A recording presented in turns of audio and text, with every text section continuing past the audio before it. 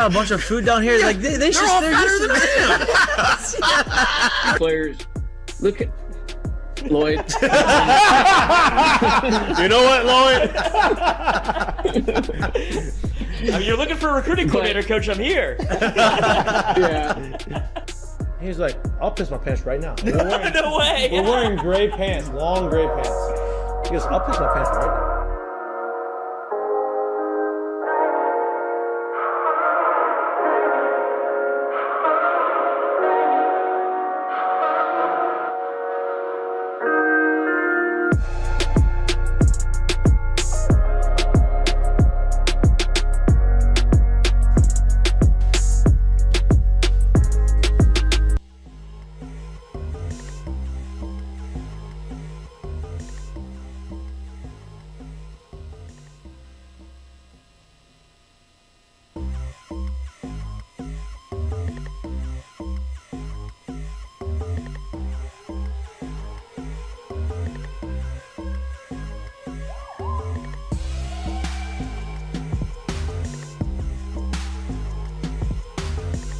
Well, hello.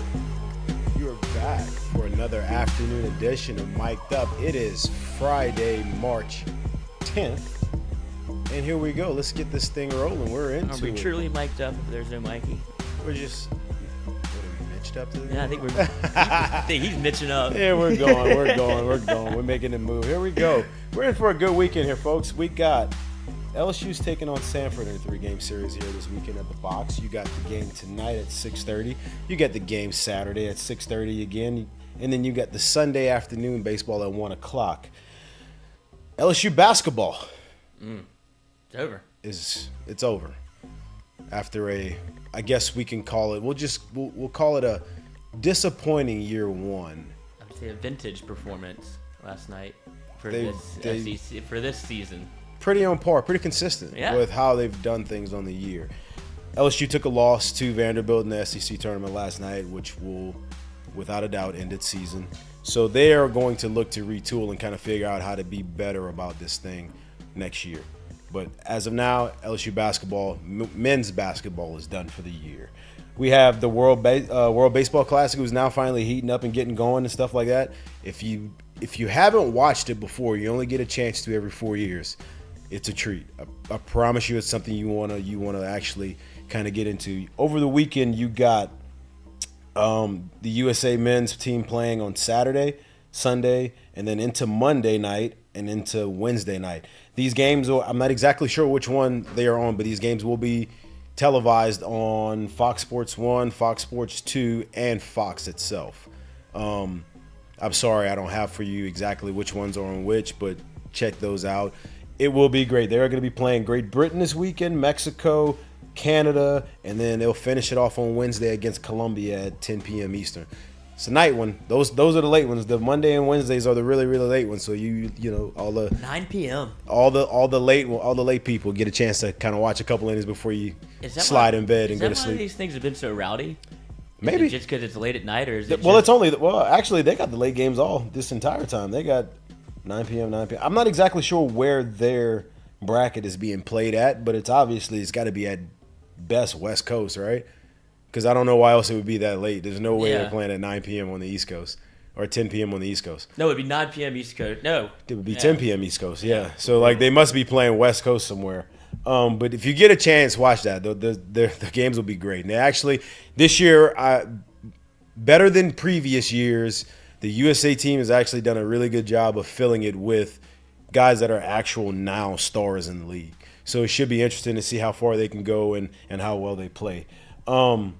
We got Will Wade, who is very, very, very near entering a deal with McNeese State. We'll see if that actually goes through, but the things have been really heating up there lately, and it seems like that'll be the landing spot for LSU's former basketball coach. What do you got on that, Lloyd? I would say his agent really tried to do a number and push him to Ole Miss, huh? He did. Then I guess Ole Miss has their sights set on somebody, maybe a bigger fish with more or less baggage, depending on how you look at it. I'm wondering if he was actually able to drive up the price a little bit with that Ole Miss mention right there, and how close maybe, or maybe it wasn't, but how much the name kind of fell into that and was a possibility there.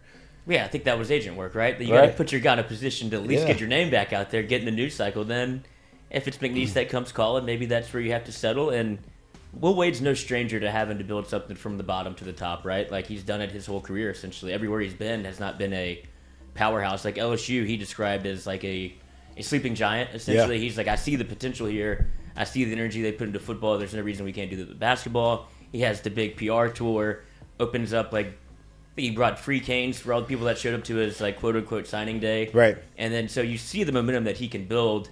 And if he goes to Louisiana, McNeese, he already has a following here. He's a cult hero. He definitely already has a following. He already has a nice base of crowd that he can bring to Lake Charles if this happens.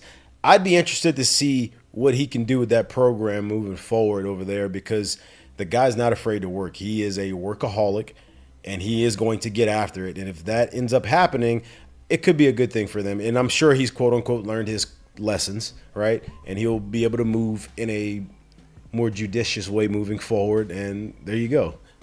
I mean, what is there to really change, right? Like, how do you can't change. If you're a fish, you're a fish. That's the only way. He only knows how to swim one direction. I would imagine. Well, even if we swimming in that direction, you better learn how to clean it up a little bit more. Because, I mean, a big niece, I'd imagine you can get away with it a little bit more. But if he gets slapped with the show cause or something like that, you'll just have to see him really coach and recruit hard. And I guess he would recruit, where's McNeese? Lake Charles? Yeah. He'd have to recruit from Lake Charles and then make his way over to Baton Rouge. But that's where he would have to make his hay, is in Baton Rouge, and he'll have to recruit Louisiana. Oh, yeah. And if you start seeing him bring in 4 and 5 stars, that's when probably the pressure will get turned up a little bit. Pressure? You mean the NCAA will be taking trips to Lake Charles or no? They don't even know where it is on a map. They'll find out if that happens. They'll know. But he always has brought in talent. Like, he has. It doesn't have to be contingent on him paying players or whatever is alleged. I think it's just the way his tenacity for the game, what he understands about basketball. And I think his energy, like the players relate to it. He's a player's coach at the end of the day. So if you get him on the phone, energy is not questioned. That's there every day. It ain't sold separately. He brings that every single day. Got the juice. Yeah. But that's what it doesn't matter where you are. If you're going to coach like that, he's going to get people in the building. It's a little bit of Kim Mulkey in him, where it's, you're not going to outwork me. If you're not buying tickets, why aren't you buying tickets? I'll sit at your table till you do. And he'll have that thing filled out, and he has, like I said, a fan base, a contingent in Louisiana that if you want to watch basketball, they're going to try to find McNeese State games on TV or go there. At some point, he's going to build it up to be too big to be ignored. I agree. Like I said, if he ends up landing there, it would be very interesting to see what he can turn that program into, or what he can get going in that program, because he's a very good coach. He brings a lot of energy. He ain't afraid to go out and recruit as hard as anybody in the country. And he has the channels and the backwood channels to be able to find people that you would never think would be able to get to a school like that and make it happen. So he's not going to hear a lot of no's to McNeese. I feel like he's going to kick down that door and they're going to be, oh, Lord, it's the Will Wade show. He's not going there to lay up, I can promise you no, that. This is it. And if you're a McNeese State fan, or if you think he's going to be there for the long term, I would imagine that this is a stepping stone for him to get his name back in the coaching circles instead of just the news circles. So coaches, wins, other teams, you saw what happened this year with the coaching cycle. They're quick to fire somebody, even at Ole Miss. When you saw in Texas what happened, obviously that was a different situation, but Jim Boeheim retires. It's a changing of the guard a little bit in what college basketball used to be, with all the old heads are now out. There's no Roy Williams. There's no Coach K. Boeheim's out. Jay Wright left. There's an open door for the coaches are kind of part of the show in college basketball. Yeah. And so if you bring in a personality like Will Wade, you're going to get some airtime. Well, and like you said, I would imagine that if success finds him there, that his time there, that hourglass won't be a very, very, very long hourglass. No. So Sam's moving quickly. Yeah, we'll see. It is Military Appreciation Week at the Box this weekend. Like I said, the game starts at 6:30 tonight. If you are not going, the game will be on SEC Network Plus. For me, when I look at this matchup, you got a 6-6 Stamford out of, or either inside of Birmingham or right outside of Birmingham. They're coming in to town to play in this weekend. They just lost Wednesday night, I think, to Alabama. You got LSU playing this weekend at home. You will start conference play next weekend. You got a Stamford team coming in who's kind of sitting right at 500, who in my mind I would imagine is probably trying to say, hey, this is an opportunity for us to get into conference play on a very, very strong note and kind of propel us to, doing what they want to do in their conference. They've got some guys who've thrown it well. They have a team ERA under 4. I don't know exactly where in the 3 that it is. LSU's team ERA is sitting at a ridiculous 2.7, I think, right now. You have that going on. You have that. They have some guys on the team who have swung it pretty well. I just don't think they've put it together as a team yet, but it is really early, right? So you have a Southern team coming in here who's used to a little bit of heat, who's been outside for a while, who's been able to kind of do probably everything LSU's been able to do.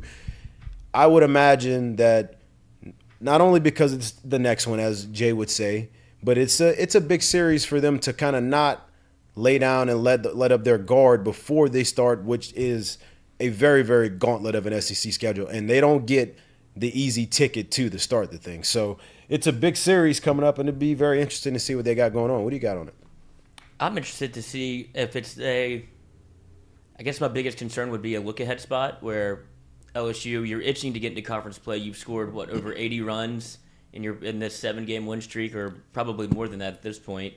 But you've been able to pretty much pummel and 10-run every team you've played. Pitching's been outstanding. You're probably ready for a level up in competition. And anytime you have a team come into the box, same thing that we said with Lamar. This is their World Series in a sense where they know how big the spot's going to be. It's Friday night in Alex Box. You have a chance to see Paul Skeens, which could be a top 3 pick probably. It's a challenge for them. It's a challenge, but it's something that you have to embrace, and you get to play in front of God knows how many people for the probably first and last time all year. Well, and that's why I said, you got to imagine, this is a LSU team who's 12-1, who have put up gaudy numbers so far, they're ranked number 1 in every single college poll there is out there. You have a Stamford team coming in who has never in the history of Stamford played at LSU or against LSU. This will be the first ever meeting between the two. Got to imagine these kids will be juiced up for an opportunity like this, right? And got to imagine these guys that have played well on the year, this is what today's college landscape looks like. Got to imagine the guys that they have on their team that have played well on the year or that think they have potential to be somewhere else besides Stamford will take this as hey, eyes are on me now. I got a real opportunity. There's a guy named Paul Skeens throwing. There's no telling how many scouts will be there tonight. Obviously, you do well in a series like this. Other big schools around the SEC and around the country look at, hey, well, Stamford's got this kid over here. These guys are going to come in here ready to play. And like you said, it's important that LSU is able to go out there and take it as business as usual, not take at-bats off, innings off, games off, and get things done. But that's a lot easier said than done, right? And we're going to see if they're up to that task once again, because when you've done it for 13 straight games, almost 3 weeks straight already, things can get mundane. You can get a little comfortable. You can get a little, hey, we think we're here when you really aren't there yet, right? Interesting to see how that's going to play out this weekend. I think the reason that they won't get comfortable is because they're almost a victim of their own success. LSU has so many people in the lineup and in the dugout that are yearning for a chance to play. So if you are in the lineup, you have to take it day by day almost. The only person that can probably be comfortable is your big 3 with. Well, let me tell you what, you even making that point is such a great point, right? I think that's one thing that they have going for them, that it is very, very, very, very hard to get anywhere, right? And they were able to do it and get it here. And Jay's shown them so far this year, hey, I will play guys, right? Mm-hmm. And I'm going to get guys opportunities. So while you're sleeping or you may be taking plays off, maybe taking at bats off, and somehow we get up with an 8-run lead or whatever, and I sit here and I put other guys in, if other guys are opening eyes, they may be getting opportunities. So by Jay kind of creating and keeping that competitive feel, healthy competitive feel inside of their own clubhouse with guys getting opportunities, he's gotten the guys that are gotten the most opportunities to actually perform well so far. So I agree with you, but you just never know. And it'd be interesting to see how they take to the weekend. Yeah, because you saw Cade Beloso get a shot after he played well. There's opportunities. While it feels like there's no opportunities available, the door is always open. And I feel as if Jay Johnson, this isn't only game-based. This is, what are you doing at practice? What are you doing every day? He is always around, I'd imagine. Is that how coaches are at that level in college baseball where you see them every day, or is it more of walk into your office, like get your stuff, and we'll see you at the field? I mean, different coaches they approach it differently. Feels like Jay's immersed into. I think Jay makes his way around the facility. I'm not sure he's one of those coaches that like hangs out or you find a lot in the clubhouse, but I know he's not just the office guy in there and then practice and then back to the office. I think he makes his way around the facility a good bit. So it'd be interesting. I don't really know how he goes about it. I'm just, from what I've seen, I think he's a guy that gets around there a good bit. Yeah, seems like he's one of the fellas. Yeah. LSU -4.5 tonight. I feel like I might tickle that a little bit. Hey, and so just like, because Skeens. and look, the one loss on the year, right? The two games where they've struggled at the plate, you've had guys who've thrown really well, and I don't know what this guy's velo or anything is like, but you've had guys who've obviously had good stuff, but somewhat control issues, and that's gotten them kind of on their heels, and that's the games that they've struggled in at the plate. Well, here you go. You got Jacob Cravey coming in town. He's a junior right-handed pitcher. He's 1-1 on the year. He's got a 4.86 RA, which you're like, that's not that impressive, but that's also not bad. But here's the type of guy. He's got 23 strikeouts on the year in 16 2/3 innings, and he's got 10 walks. So he ain't afraid to walk you, but his stuff is pretty good. So if he has an on night where he may be somewhat effectively wild, it could be a recipe for a close game. Now, when I say close game, is because I expect the other side of the ball, the other side of the dugout, if you will, to come out and be lights out, which is what he's done all year. He's going to be facing Paul Skeens, who is a potential first-round pick, who is, if he keeps throwing his way, is a potential top 5 pick, who's 3-0 on the year with a .5. Yeah, I didn't say a number before, because usually if there's not a number before it, it means he's been absolutely ridiculous on the year. He's got a .5 ERA. He's thrown in 18 innings total with 36 strikeouts. Yes, 36 strikeouts and only 3 walks on the year. He's taking the bump for the other side for the Tigers tonight, and you're going to have that matchup going against each other tonight and see what you get out of it. I mean, with Skeens, it just feels like you could pencil it in. But I know it's early. But but this is see, that's why people. I don't think people understand the power of having a true ace in a league like this. And obviously, you're not in league play yet, but in a league like this, because when you got guys that come out and that dominate on the other side of the ball, if you will, you have the equalizer on this side who's always keeping you in the game, right? Staying in every game that he's throwing, and it becomes tough to beat a team, especially on the nights that he's throwing, when it doesn't matter what your guy is doing, your ace, your whoever's throwing against him, he's probably equaling it or bettering it. It becomes tough to beat teams like that, right? And that's what you got here tonight. So we'll see how this thing goes tonight, but what do you got on that right there? Well, we talked about LSU not getting comfortable, but it's not even almost, I wouldn't say it's comfortable, it's just you know what you're getting. I know it's been a short sample size with Skeens, but he's done it. He's had, I would say, one close to bad outing, and he got out of it, and then he shoved. So that's the only sample size you have of Paul Skeens pitching poorly was one inning, pretty much one inning. Pretty much 1 inning. And that's all you have of, and he still got out of it. And he gave up 1 run. And he gave up 1 run in it. And so when you see Skeens, I wouldn't say they get comfortable, but I feel if you're Stamford, you get confident. That's for sure. Yeah, exactly. You have to feel like, no matter, it can go both ways in baseball, right? Whenever you see a guy, like I watched the Cubs forever, whenever Lester went on the bump and they weren't very good, he would throw, 7 2/3, give up 1 run, and they would lose. So it can go that way, but LSU's offense is so explosive that it feels like they know they're going to get a 0 from Skeens, and then at some point we're going to get a hit. We're going to get a big hit, and that's when the floodgates can open, and that's how you end up 10 running teams. Whenever you get a crooked number, do it again. And you talked about, on the other side, him being effectively wild. I think the velo will matter. I don't know how hard he throws, but what you saw from LSU even against Lamar, where they've seen these guys that have been so erratic pitching that they've learned to they've learned from their mistakes a little bit, and then they had to test case it with the pitchers that they faced. Yeah, but that's what I mean. Like, the only 2 guys they've struggled against this year were guys who have been exceptional stuff, right? Effectively wild, right? I think you're going to have another guy like that, judging by just looking at his numbers and stuff right now. Yeah. So that would be my only thing. If LSU has proven that they can kind of take pitches and go through at bats instead of chase, then you'll have an opportunity to put up a big number, and that 4.5 does not scare me at all. So that would be It could go one of two ways, obviously, but that would be my biggest thing, is to see how LSU's approach at the box, because I feel like with Skeens, I know what I'm getting.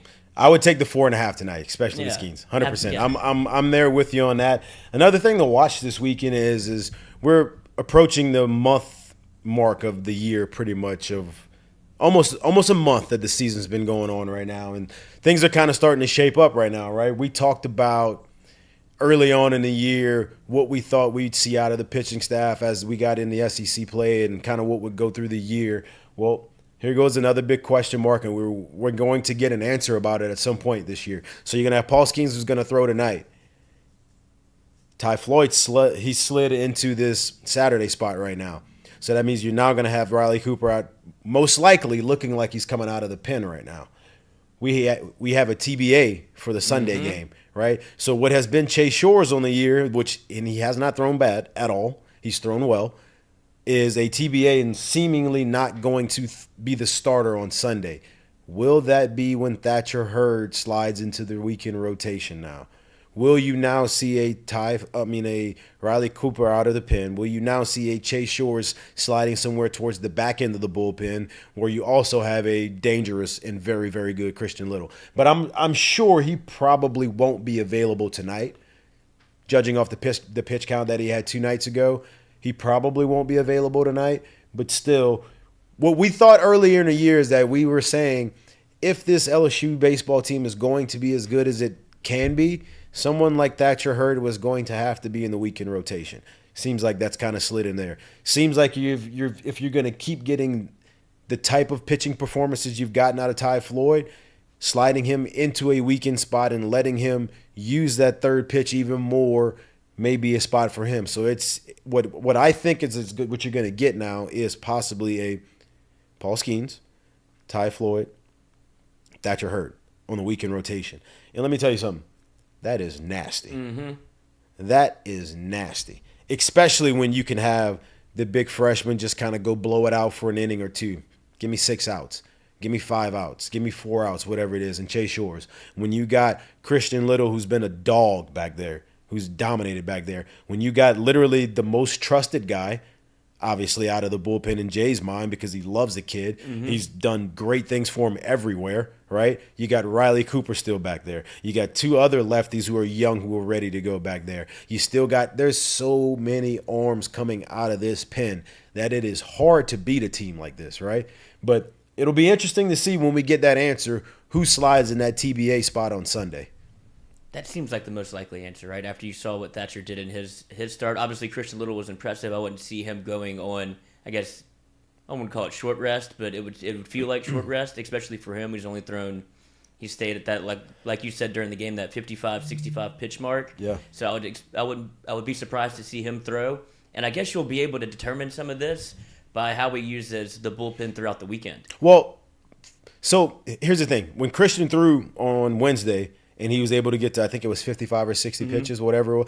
That number, but he did it through 4. Now, there's a world where he could not get out of 3 and throw that many pitches, which could kind of tax that pen a little bit, right? Right. That pen didn't really get taxed at all in that game. I think the final score in that game was 9-2. They were kind of able to get through it seamlessly, right? So I don't in a world of actually having to need him tonight, I don't see that being a thing this early in the year.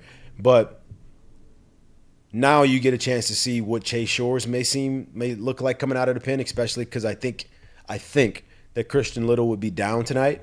I think you get a chance to see what Chase Shores is going to look like coming out of the pen, and then I think you'll have them both available through pretty much like the rest of the weekend. And you won't, I would imagine, in the perfect world, or a world where you know what Paul Skeens is, you're not going to see the bullpen get taxed again either. Like he probably will go 7 1/3, 7 2/3. 10, 11 punchies, and then get out of there. You give it to somebody else who you probably have a comfortable lead. Go pitch some. Like you saw against Lamar, Garrett Edwards got his first chance to pitch or second chance to pitch? Second, I think, yeah. Yeah, so there's other guys that can basically be like a fluffer role where like, hey, go get you some innings. The game's never in jeopardy. Like, go throw, let's see what you got. But I guess my bigger question was, you'll know about Riley Cooper probably on Saturday. Yeah. Whenever it's probably a little bit better of a matchup. Skeens won't go. And here's the thing, too. Because Riley's already stretched out, let's just say that in a world where Skeens can give you 6 to 6 1/3 to 7 innings, and there's a lead at that point, I wouldn't be surprised at all if Riley threw the rest of the game. Right. Well, I wouldn't be surprised at all if you saw him tonight. But then you won't see him on Sunday. Is what I'm saying. Like you can eliminate. But if he throws 3 pitches, you may see him again on Sunday, just depending on that pitch count, right? But if he throws 2 1/3, 2 2/3, 3 innings tonight, and he can stay under 50 pitches, there's a chance you see him on Sunday. You won't see him Saturday, but there's a chance you see him on Sunday again. So I do think. No. That's what I'm saying. Yeah. So if you eliminate Riley Cooper through, like you can eliminate who you think the starter will be on Sunday through the bullpen and who they use, right? No, yeah, 100%. That's why I was saying. Like if you see Riley come out of the pen tonight, there he goes. There goes the process of elimination. It won't be him on Sunday, right? So I personally think that spot is going to be Thatcher Hurds. Me too. Right? Because you got to remember he threw on what was it, Monday night, right? That means you got Tuesday, Wednesday, Thursday, Friday, Saturday, Sunday. I mean Saturday is his 5-day. That would be normal rest, really. Obviously, a day shorter for what's kind of usually college baseball, but that's normal rest to be able to get back out there and throw again. So if they were able to cut it down by a day, I think, cut it down by a day for that Monday start, and then cut it down by another day for this start, I think it would kind of put him right on schedule to be cruise control, kind of go through the rest of the year. And I think you're seeing the rotation play itself out to where everybody's in the role where they feel like they should be. It feels like Cameron Little should be coming out the pen. It feels like Christian Little, excuse me. It feels like Coop should be coming out the pen also. Like he just seemed more comfortable there last year. Didn't have a bad start, but it's just I don't think of him. Maybe it's recency bias because of what I saw last year. He just seems to be a guy that gets you out of tough spots. Yeah, dude, I like him his demeanor never changes. I love that you said that because I do love him as he is the fireman. He is the fire extinguisher to me in my mind. Talking to him, seeing him pitch already in the past, like I feel like he's that guy that thrives off of let me come in and shut whatever this thing is down. Let me come in and shut it down and kind of get you even more innings and kind of keep you going. Not that I don't think he's good in the starter role, but seeing him in the starter role just seems like he needs that extra push behind him to get the best out of him. Oh, what's up, Jack? How we doing? How you living? How we are? How you living? But yeah, and it feels like there's a sense of confidence when he comes in too. We talked about it with Skeens a little bit, but also the same thing with Coop. Every time they were in a tough spot, he'd be like, "Well, at least Coop, we got somebody to call." Yeah, it feels a little. That's what I'm saying. It feels like he feeds off of that opportunity and those situations to where it just fits him, his personality, and the person that he is to be able to come in those situations and not only give you 1 out, 2 outs, 3 outs. He might go out there and give you 10 outs in those situations. Does he remind you of Matty Ott at all? Coop? Yeah. Because to me, I mean, look, he's a bulldog, right? Yeah. Like that, you need that in the back. You need that in your bullpen, period. So I guess in that sense, but they don't have. It's like they're going up there and throwing 98, and Matty Ott was your closer. Kind of had a funky delivery, but every time he came in, he got outs. Well, let's be honest too. At that point, you didn't see. At that point, even in the SEC, you didn't see around the league, the closer come in and throw 95 plus. It just wasn't really that much of a thing, especially in college baseball. Now, Matty didn't sit 87, but you'd see him some 89s. You'd probably see some 92s, I think, I would imagine. So he kind of sat, but he was so good with the slider, right? So he was able to do that to you all day and kind of mix those 2 pitches on you, right? So I watch Coop, and I just feel like he eats up the strike zone.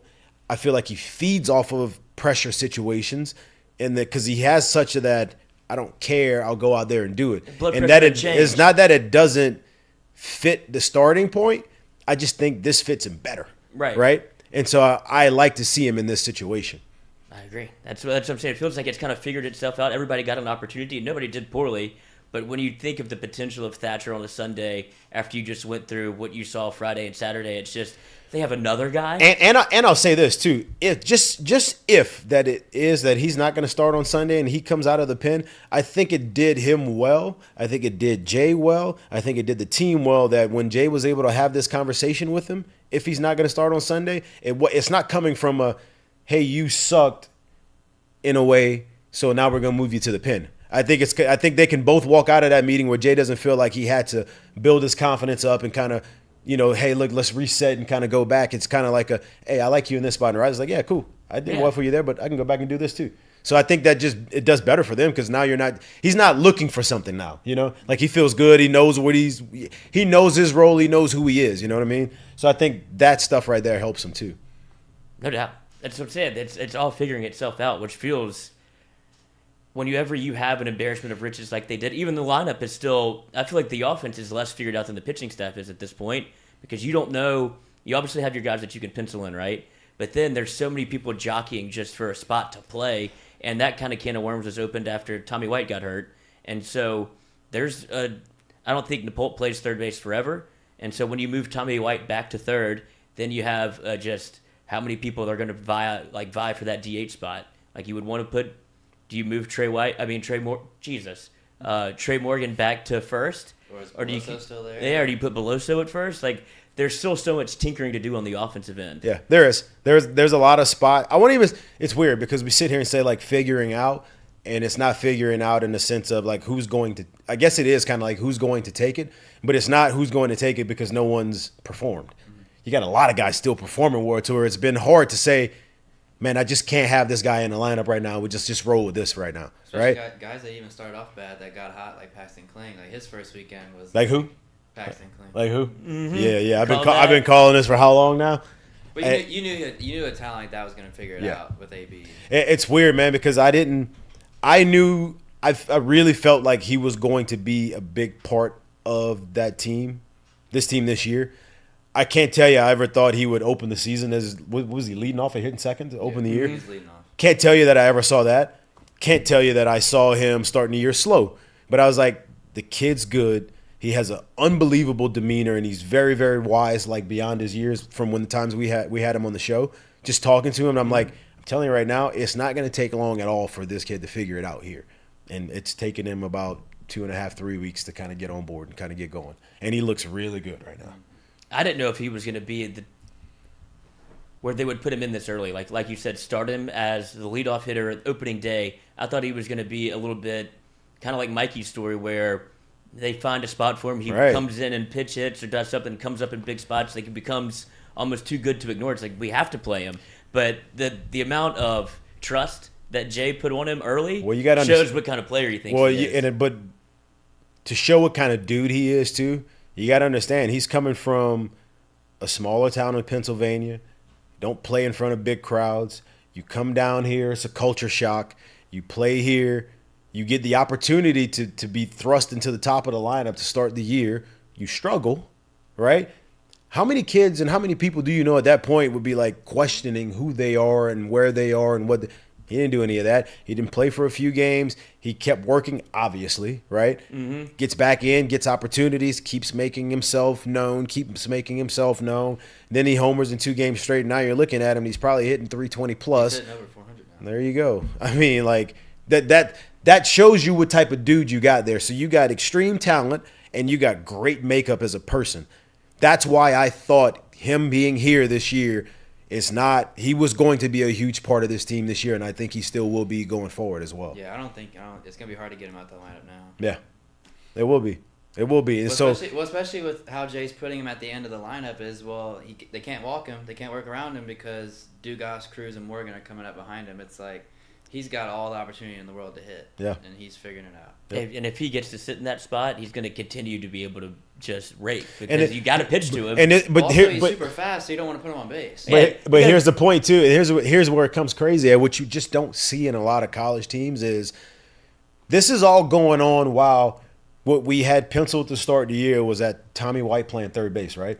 I wholeheartedly believe he's going to get back to that. I think Jay is playing a little bit of the hot-ish hand, and you watching a guy like Cade Beloso as a senior, as a leader, as an emotional leader on this team as well. It's a guy who's been here before, who's done things, having a good moment right now and playing very well. I'm not saying that that's going to stop, but all I'm saying is you do realize there's a 6'5" giant sitting on the bench still who started the year well and went through a little bit of a struggle as well, who's if you ask me, at some point he's going to factor into this lineup too again. Whether it's the DH at first. So at some point, I do think Tommy ends up going back to third.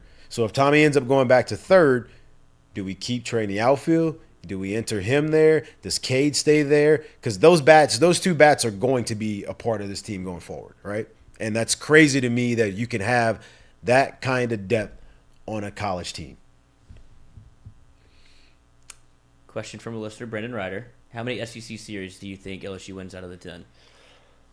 I'm going to go with, out of the 10. A&M coming up first. Yeah, I'm going to go with. Some of their biggest ones are at home, though, which is the tricky part. I'm going to go with they win 7 SEC series. Who all do we got on the schedule? I know it's A&M, Arkansas, Tennessee. A&M, Arkansas, Tennessee, South Carolina, Kentucky, Ole Miss, Alabama, Auburn, Mississippi State. I'm going to go with they win 7 SEC series. They don't get swept in any of them. And I'm going to say they win probably between the 19 to 22 game mark right there in the SEC. 22-8, 19-11, somewhere in there. That's what I got. The only big head honcho that's on the road is Ole Miss, right? Arkansas and Tennessee are at home. Yeah. Yep. You're at Ole Miss. Well, and at Texas A&M too. At South Carolina. You go to A&M too, yeah. And at South Carolina too. Let me tell you. South Carolina's good. What I was supposed to say, if they keep playing like they're playing, that atmosphere there is great. And it's a great baseball place to play. So that will be a very tough series to go on the road and come out with a series win in. Especially you have to factor in what LSU is at this point. You talk about getting their best shot whenever they come to town. Oh, everybody's going to get everybody's shooting at it right now. Right. That's what Tennessee has been facing for the last 2 years. And obviously, it turned them into like a Jekyll and Hyde. Where they imagine you sitting at an A&M right now. Well, you know you're pretty good, right? Like you were in the College World Series last year, and all you hear about and across every single poll is just LSU at the top. You're like, hell with that, dog. Like we got something for that ass this weekend. Yeah, absolutely. Like everybody's gonna feel that way, and everybody's going to want to knock them off the pedestal right now. Well, there you go. And I guess A&M will be LSU's first true road test. It feels like they've been home for almost every series. Outside of Texas. Texas, yeah. So 1 week, one game sample. Yeah. But whenever you go to an A&M for a weekend series, it's going to look and feel different than this team has seen before. They haven't faced any adversity yet. They haven't. I will say LSU I think they have a great mix of veteran guys that might eliminate some of that in terms of their play. Yeah, they got a dugout dad, Beloso in there. Well, even a guy like Paul Skeens, he's been in college baseball for 2 years. He's played it at LSU before he was here. So I'm wondering if a guy like this too, because we've seen the depth of this team on the mound, in the field, at the plate. We've seen the depth of this team, but we haven't seen the depth of this team have to show in, I guess, adverse times, right? You haven't seen a starter get knocked out in 3 1/3, right? You haven't seen the lineup get shut down through 7 or where they're sitting there with 4 hits and 10 punchies and 2 runs or less. I need to put right? in? I'm wondering how someone like this, because the one opportunity you saw him pitch, he dominated. His first at bat ever, he's gotten a hit, and he's another young gun they have here. I'm wondering to see how someone like Gavin Guidry is going to factor into when things get actually tough, because I just don't see him not being a part of. I don't know if he ever gets to the point where he's getting regular playing time, but not being a part of to where certain opportunities come out in the game. You're like, this is probably a good time where Gavin might be coming in the game. He looked good on the bump. He did. That's my point. They obviously did that because they said they've seen it enough. They obviously saw it in high school, but they saw it to the point to where let's see what this looks like if we need it. Mm-hmm. And then he went out there and gave you 4 or 5 punchies right there. Mm-hmm. They're I would imagine they took that as okay, we got something if we really need 4 punches in 1 inning. If we really strike, that was safe. Yeah, exactly. Exactly. So I would imagine they're if we really need it, they're going to need it at some point. I promise you. They're not going to run through the slate like they've run through it so far. Right. Right. So when a starter is out early, when they're getting absolutely shut down at the plate, how is he going to factor in those situations? Because he's got the ability to do both. I don't see them. It's hard to see what series they lose when you just listed those teams. All I can think about is on the road at Ole Miss. Coach, I'm sitting there saying this off of the best teams I've seen run through this thing, and it's. Coach, it's the SEC. It's going to happen. Didn't Arkansas run through their series when Cops was on that team a couple years ago? Didn't they win every series? I don't know. But I know we beat them in 1 game, but we lost. But just looking at it, I would think South Carolina, Tennessee, Ole Miss are the ones that jump out where you feel like you're going to be tested. For sure. And they don't have Vandy on the schedule this year. No Vandy. No Vandy, no Florida. Yeah. No Vandy, no Florida. Yeah, I think 8 or 9. And you get Arkansas at home, so that would be the one probably. But Tennessee and Arkansas Arkansas are got a going to lot of be injuries. the biggest melts of the LSU fan base if they get either swept or they take 2 of 3 from LSU and Alex Box. That's when we'll start to see the Tiger droppings pop off. No. The Tiger droppings would be interesting. The first 2 to 3 series of this thing because we're sitting here and we're talking about this and we're talking about if they can how many series they may win. It is possible that they can rip off 8 series in a row, but that could come after losing the first 2. Yeah. You get what I'm saying? Like it's that's what this league is. Yeah. So it'd be interesting to see when they have these first 2 series how they fare in those, and if it isn't great, one, how do they respond, and what kind of fan reaction do they get from that? Because we know how the fans are here. Like they are as engaged as it gets, right? And because of what they've done so far, I would imagine you might get some hair on fire if that happens right there. Well, just because you're riding at such a high right now, it's akin to the LSU women's basketball season this year. Every time that they went out, felt like LSU women's had a target on their back. LSU fans were supporting, but then when they go to either first they jump on the officials. They if you're a fan, they go straight to the officials. Then if they would stack 2 or 3 losses, they would start jumping on the team. You start criticizing individual players. That's just the way the snake eats its tail, right? And I don't want to jump ahead too, but if we talk about them entering SEC play, like today, as it sits today, they're sitting on a 7-game win streak. In theory, let's just say they sweep the weekend. Now you're sitting on a 10-game win streak. Let's just say they win the midweek game. Now you got 11 straight. If you don't think whoever they're about to play, there's an A&M first, right? Yeah. If you don't think A&M is going to be like, so you're coming to our place on 11 straight wins. Number 1 in every poll. Number 1 in every poll, and you think we're about to just lay down? Yeah.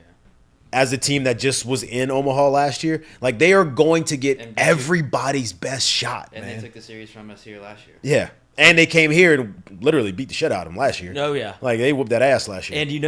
And they also have Nolan Kane on the bench, who is able to kind of tell you what. I mean, how LSU Nolan baseball- is. I don't care what color you see him physically in.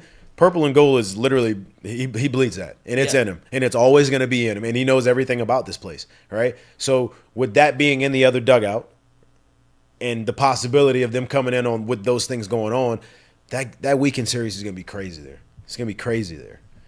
Maybe big news. Maybe, possibly, Possibly. Still brewing. Could be out of town. Stay tuned. Mikey might not see the studio for a month. I didn't Yeah, say you it, listening? but I did. Yeah. But I did. But yeah, I mean, obviously we're counting the chickens before they hatch because you still have Stamford coming into town. If you had to put a number on it, we'll do this again with Skeens. Number of punchies tonight. I'm going to go 11. I wanted to say 12. I'm going to go 11 tonight. I think 10. I think over under 10.5. I'm going 11. And I'm just saying this because I'm still if I had money on it right now, I'm putting it on 11. Don't be surprised if you saw 8 or 9.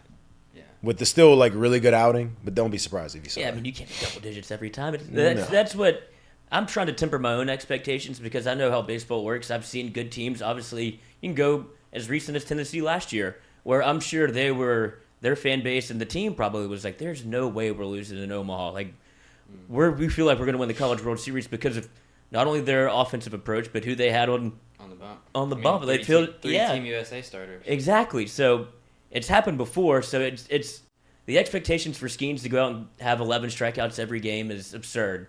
And so I'm with you. There could be a situation where he'll never probably, unless he has a bad outing, he's not going to have under 6. I mean, he's a power pitcher, and so if it's a game where he has 7 or 8, that means he probably struggled a little bit and had to.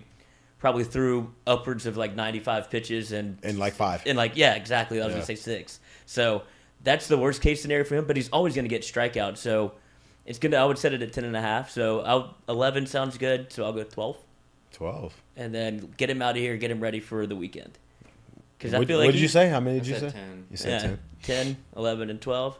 Yeah. Or you said 8 or 9. No, I said I wouldn't be surprised if you saw it. Yeah. But I I would put my money on 11 tonight. I would put my money on 11 tonight. Do we have a lineup yet? Does that come out? That's what I was looking for on Twitter. It wasn't out Usually yet. comes up an hour or so before game time. Okay. We're still a little early on that. That was what I was wondering. because obviously SEC play is kind of the mark where you kind of want to have most of it figured out. I want to see how consistent his lineups are this weekend and then against UNO. Yeah, I would imagine through the weekend, through the next 4 games, right? Like I would imagine you kind of see him trying to hone in on something he wants to sit on early in the year. Now, look, if they go through the first 3 weeks of SEC, whether it's wins or losses, but they just seem like they're struggling, you may see some changing up again. But I would imagine these next 4 games is something he's going – look for it to be something that may look like it could stick for a while. Something that may be like, oh, that seems conventionally like it'll be here for a while. Yeah, you stop checking the lineup card. Everybody knows where they're going. Yeah. Was Wednesday the first time they've had back-to-back the same lineups in a row? Isn't that what did you tweet that? They did have back-to-back lineups that were the same. I don't know if it was Wednesday. No, okay, I did because that would. I mean, they did have the same lineup Wednesday that they did Monday. Yeah, so that's what I'm saying. I think that he's kind of finding where he wants everybody to play at this point, where you start falling into a little bit of a routine of where you're going to be. Trey, you're in left. Like it's not a surprise anymore that he runs out there. And, he kind of. I think the only one up in the air probably at this point, and I think it's honestly left field if Trey moves, like when Tommy goes to third, like you were saying. I think What that's is the it- only spot you have. What's really the timeline on that? On Tommy? I'm surprised, dude. I'm really surprised he's not there now. What did Tommy do all last year? DH. That was raking. Why do you? How's he swinging it now? Yeah.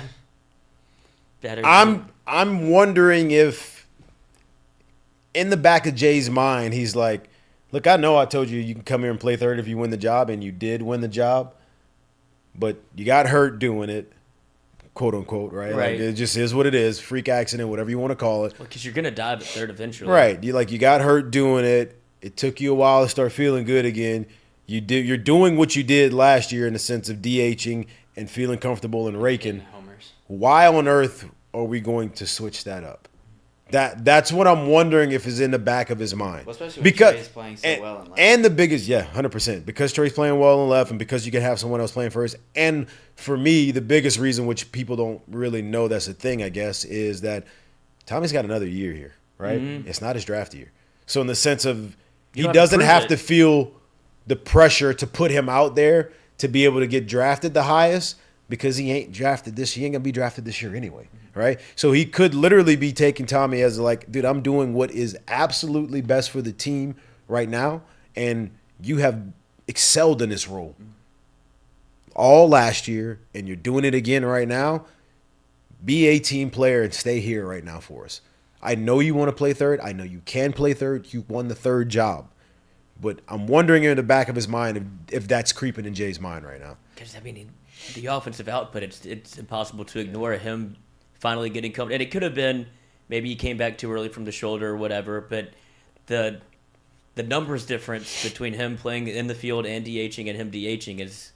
It's two different players. That's what the Tommy Tanks you thought you were getting. He only got one at bat, right, at third base. I think when you watch him play, he can get, because he's so good, because he has great plate coverage, he can get a little over aggressive, right?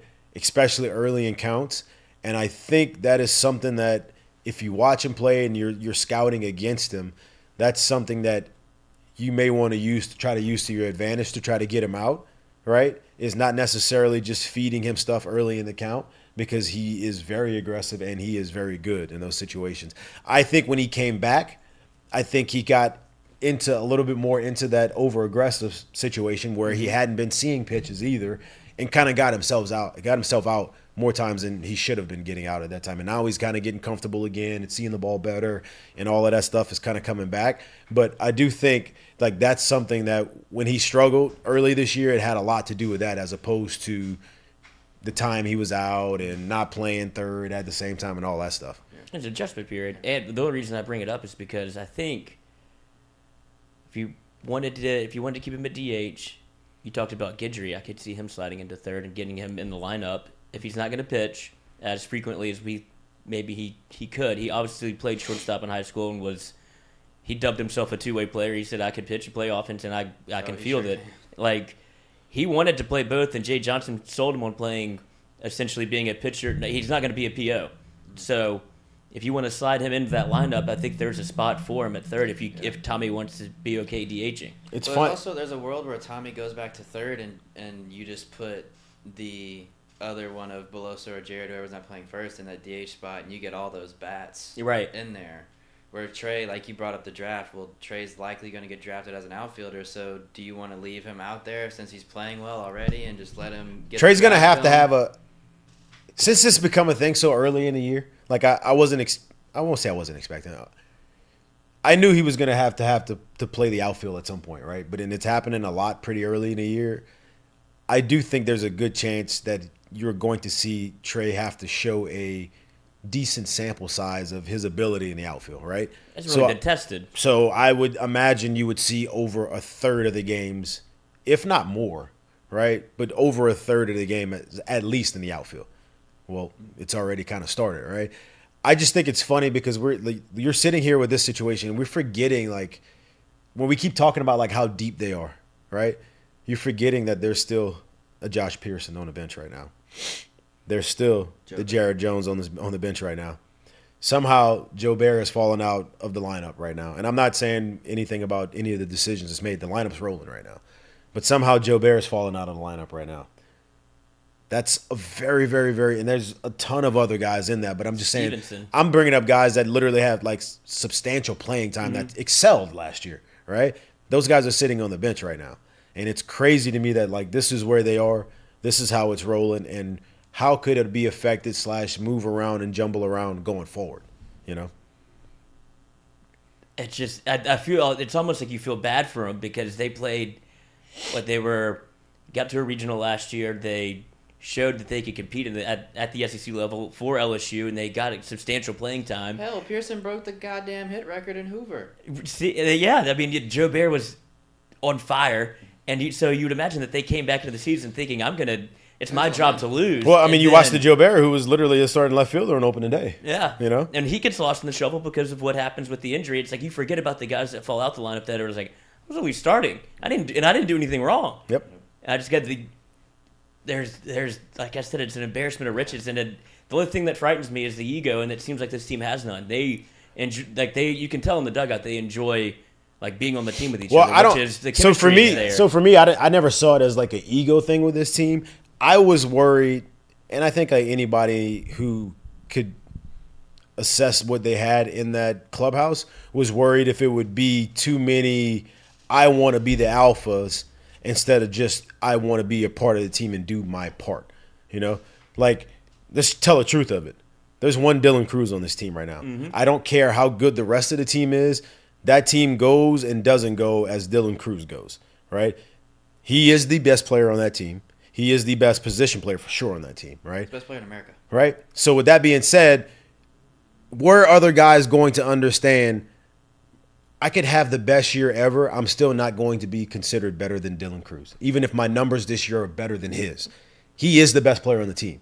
So I was wondering if fitting into that clubhouse, if guys were going to understand, I don't have to be the best player. Let me just give you the best version of me. And let's see where that goes, right? Because we know who is going to be considered the best player when this thing's all said and done. Yeah, you're competing for second. It's like, so I'm not really competing for right. anything. And so that was my worry, is if you were going to get guys that wanted to fit in instead of be the standout. The standout is the guy. When people show up on a Friday night, they want to see what they're going to get from Dylan Cruz. Can you fit in and do your thing too? Same thing on the pitching side. Yeah. They're like, hey, Paul's different. Yeah. Like, you show up on Friday, you're watching Skeens and Cruz. Yeah. Everybody else is just there to help. Do their own thing. Like when I watch basketball right now, I just kind of, to give you a comparison, over the last few years, it's felt like somebody like Russell Westbrook. It's felt like somebody like Russell Westbrook can't fit into a clubhouse because he still thinks he's triple-double Russ. Yeah. And it's not working right now, right? So that's been a thing where it's like Russ wants to be triple-double Russ. On a team with LeBron. On a team with LeBron and on a team somewhere, and it's just not working, so they're just having to push him to the side. Was everyone going to come in and want to be triple-double Russ, or were you just going to be a great player in whatever situation and role you're asked to play? Find your role, yeah. There you go. So that's what I was worried about. Dwayne Wade or Russell Westbrook teaming up with LeBron? That's what I was worried about. I think the Clippers 1-7 since signing Russ. And I know. Lakers are rolling now without LeBron. Best defensive team in the league. It's crazy. Like the stats bear it out for poor Russell. I hate it too for him because apparently I've always heard he's a great dude too. Yeah, but it just ain't rolling right now. No, and he isn't seeing the figure that's in the mirror. He ain't seeing it like everyone else. He's still seeing Superman when he that's like, no, bro. No, you haven't left the booth yet. Yeah. Like you still got the day job suit on, right? Glass and a suit and tie on, going to the game. But that was the only thing that concerned me. But I feel like Jay has a great ability to kind of feel out everybody in the room, and like that's a great. Well, he did a great job too. Like, don't sleep on what he was able to do preseason by bringing guys like Cal Ripken in to talk to the team, by bringing guys like former LSU greats like Blair Barbier to come in and talk to the team about fitting in, about winning, about everything that's outside of just guy stuff, right? And I think those conversations, bringing in Alex Bregman in, who was the Dylan Cruz here, but has gone to the league where he's been a great player as well, but he's learned how to win, right? And he's won 2 world championships there. You bring him in as well, and that's by bringing guys in like that that's been able to speak to them about being a part of a team and how to win, I think has been huge for how they've been chemistry-wise so far through the year. And when you talk about Dylan Cruz, whenever we interviewed him and he came on this show, he talked about how he wasn't a verbal leader, but he was learning how to become one. Like, I haven't had to say a lot because I've never been, I may have been the best player on the team, I've never been in a position to talk. And now everybody's looking to me, so I'm kind of finding my voice as more of a vocal leader. Yeah. And that's a big part of who he like you said, the team goes as he goes. So if he's able to get that message across, whether it be with his play or with his words, whatever he's doing, because everybody on that bench looks at him, whether he likes it or not. And so between him and Skeens, who I think Skeens obviously coming from the Air Force Academy, I'd imagine it's a bit of a leader. Yeah. I would imagine he's a leader by example, right? If I had to guess. Yeah, my bed's made. Like, good luck finding a dude. Yeah. He probably walks a very straight line and works his nuts off. So I would imagine good luck finding one that's a better leader than that when it comes to by example. But that's the best case. They're just everybody's kind of having to fall in line because otherwise, I'd imagine Dylan Cruz has an open door policy and be like, look, we got some issues here that I know you haven't seen, but in order for us to take this thing the whole way, I feel like I got to say something. Yeah. Well, it's better, I think, as, just viewing there. I think it's better that you have to teach them to talk than teach them to be the example. Right. Like, I think it's better going into off season and you're the biggest thing you're working on is trying to, how do I be a vocal leader a little bit? Yeah. It kind of sounds like a very comfortable off season to go through right there, huh? Yeah, you're not worried about a swing or his arm. You're like, hey, but I need to speak I need to cut more. these strikeouts down. No. Just talk a little more. Yeah. Open up a little more. Be more of a figure here. That's what we need you to be. I feel like he's leading. He just leads within the team because whenever you see, even going back to last year when you see them, dancing in the dugout and doing, he's involved with all the celebrations. No. He's not separated when you talk to guys, he's not super as stoic as he outwardly seems. Everyone says he's a very, very, very personable guy. But personable and actually portraying that personality to now I'm a leader that's a completely different conversation. And that's what he had to learn how to do, and it seems like he's doing a good job of making that transition. Maybe this is the way he feels comfortable leading, like being involved with everybody, being no, he's been involved. That's my point, though. But there's a sense of when it's time to step up, him being the one to say it. It don't have to be rah-rah, but it has to be, step up and talk it. And I think that's what he's doing a good job of propelling himself to right now. All right. Should we take a break? Yeah. 1 hour in. All right. We'll be back with Mik'd Up or Mitched Up. I appreciate everybody listening. And Tigers kickoff or first pitch 6:30 from the box. We'll be right back after this ad. The old the Heineken Silver now, which is very good. Listen, the ghost. Can you put the camera over there? So see if you've seen the show last week, Heineken Silver is the new product that Heineken is promoting, right? If you look at it, we had this huge beer tower with all of the cans that they had given us. They had given us 2 cases of beer just to promote it. We're getting obviously some more stuff. And if you watched it, we had 2 of those, and they're, boom, really high. If you look at them now, they're not near as high as they were. which goes to tell you that somebody has been drinking some of the beer in the studio, which is a good sign because it shows you that the Heineken Silver is very good. And it is their light beer. It is refreshing. It is 95 calories. It is equivalent, and I don't want to compare brands because Heineken is a sponsor of ours. They are a partner of ours, and I'm not a huge Heineken fan, to be honest with you. But whenever they came here and said, "Hey, you need to try these Heineken Silvers," I was like, "Oh, this is good. This is easy. It's easy to drink." So I started drinking them. Obviously, other people started drinking them. Thank God that we got some more delivered so that we can continue to have display. But shout out to Heineken for their sponsorship. We appreciate it, and Heineken Silver for being so good.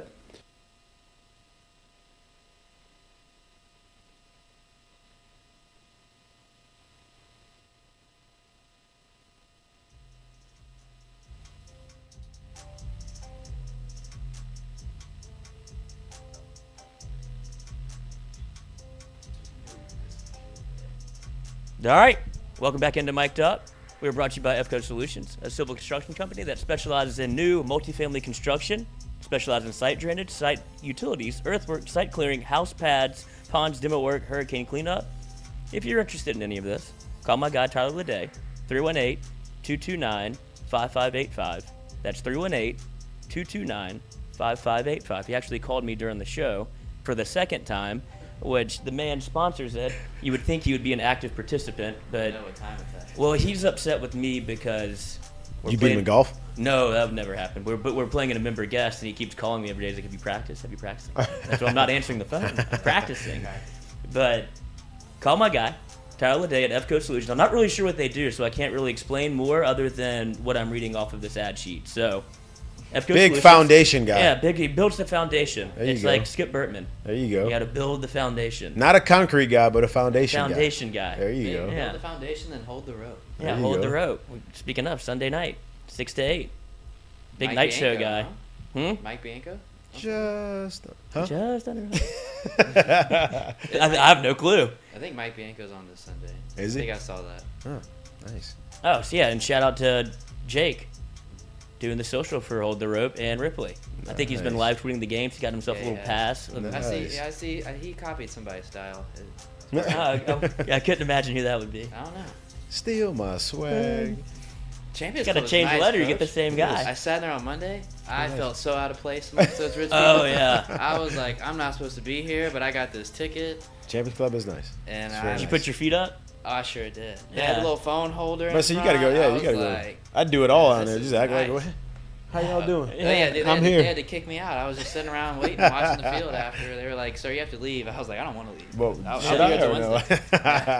Could have hold. Yeah, take your pictures through there. I thought I could stay here till Wednesday's game. I love that. But before we get back into some of the segments, we'll start off. Saw my guy Ratty on Monday. Oh, nice. Sports, which is a good segue into women's basketball watch party for Selection Sunday. Selection Sunday coming up. 6. Get the seating going on for the show that's about to start. Yep. For March Madness, they'll get their seating. You can watch it on the big PMAC digital board. It'll be lowered to the floor, and it's free. 7 o'clock on Sunday. Is the team going to be in there? Yeah. Okay. So they're not going like auditorium. They're going straight in the PMAC with the fans. They did it last year. I wonder if they're going to boo.